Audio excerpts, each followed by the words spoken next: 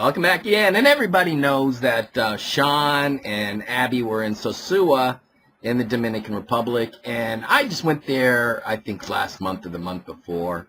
It was in June. And I just want to give some travel advice for it. Now, this can be a family-oriented place if you go to a nice hotel. And during the day, there's a lot to do around the city.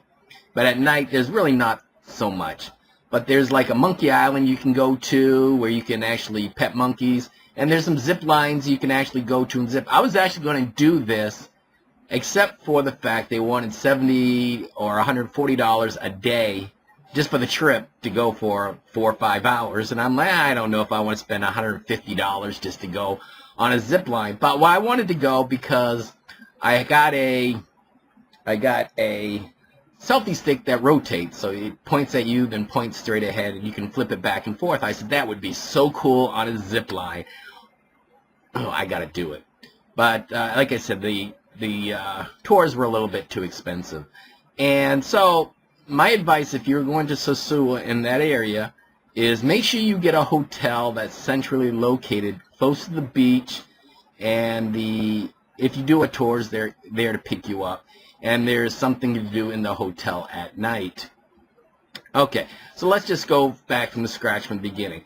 Alright, so when you arrive in Sosua or Puerto Plata or in the Dominican Republic, there is a $10 tourist card fee. Now, I heard this was canceled. I didn't pay it, but everyone says they still pay it. It's supposed to have been canceled and added to your ticket.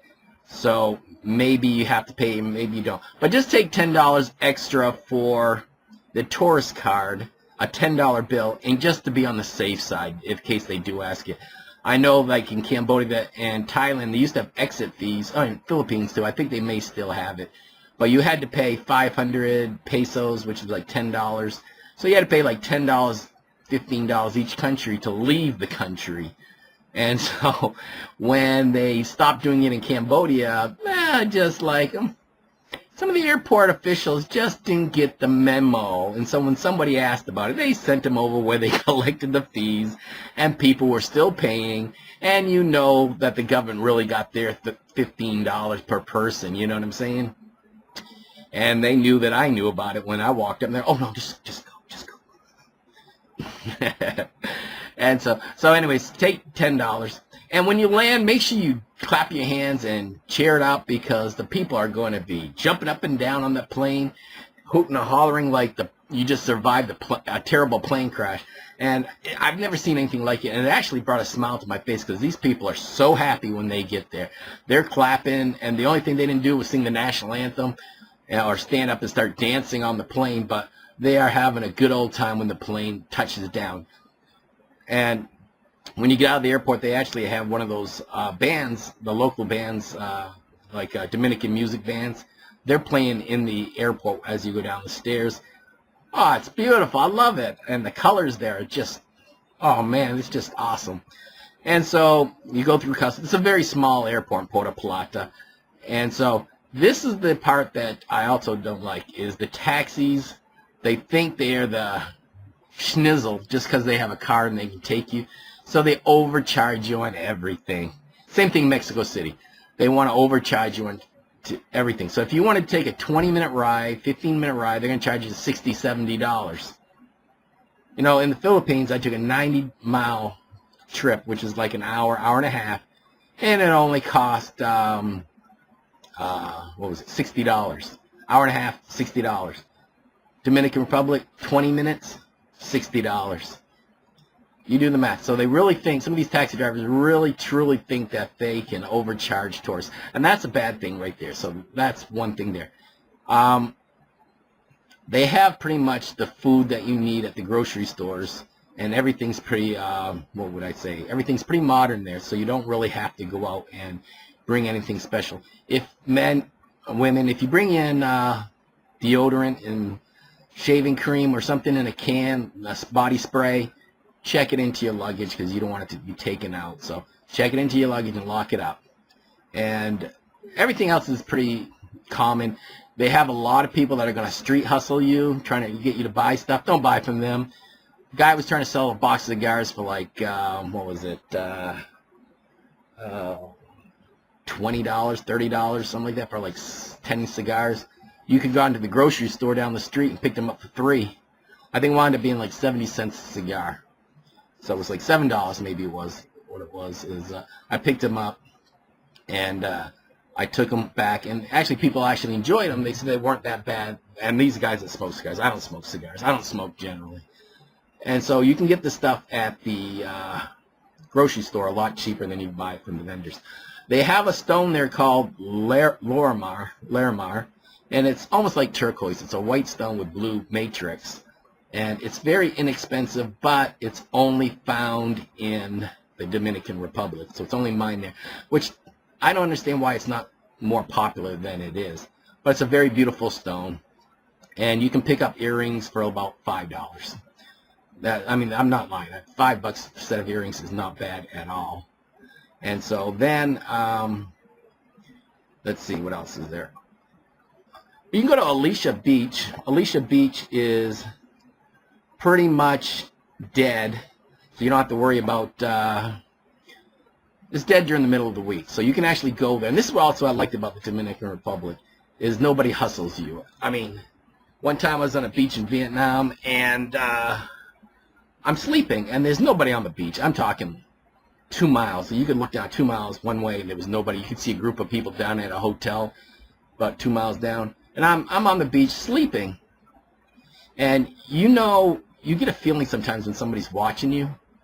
So I kind of open my eyes up, and there's a guy on his bicycle staring at me like 3 feet away, and I'm just like, what do you want?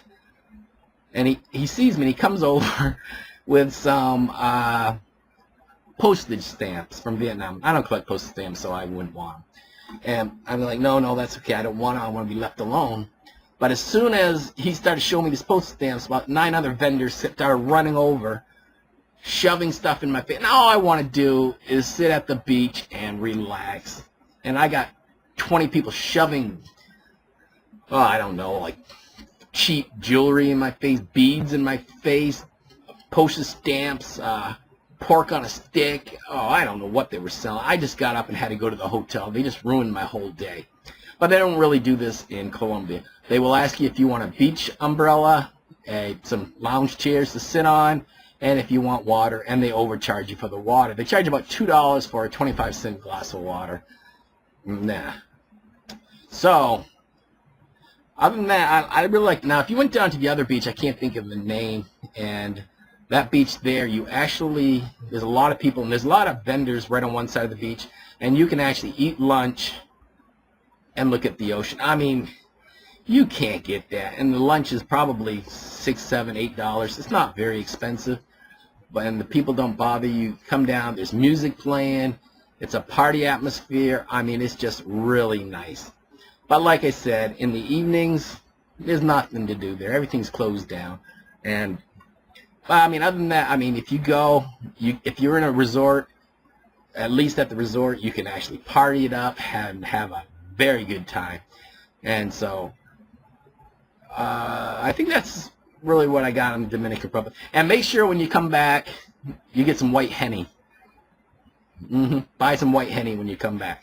As long as you don't have to jump on another airplane and fly, because I don't know if you can be able to take it on the airplane itself. So you'll probably have to figure it out. If you're going to fly into New York or Georgia and getting in your car, then bring the white Henny.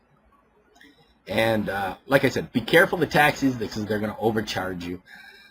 And that's probably going to be your major expense unless you do the tourist stuff. And that'll be a major expense also. All right. Well, it's about 10 p.m. right now. So, no, it's about midnight. Wow. And so one of my light bulbs broke in there. They're like $10 each, so it's a little gray in here. So I have to go buy 2 more light bulbs, and these are production light bulbs. Ah, sucks. All right, so if you have any other questions, just ask me. I'll try to answer. Oh, that's the other one. Money exchange. Do not change your money at the airport. You'll get a very bad rate, and I think they charge a commission, so you're not going to get your almost true value on the money exchange. Go to when you get on the taxi, tell them to take you to a money changer first, or when you get to the hotel, change your money so you can pay the taxi guy. This way, they're paid and you get your money. and you'll get a better exchange rate. Sometimes the hotels actually give a better exchange rate than the airport.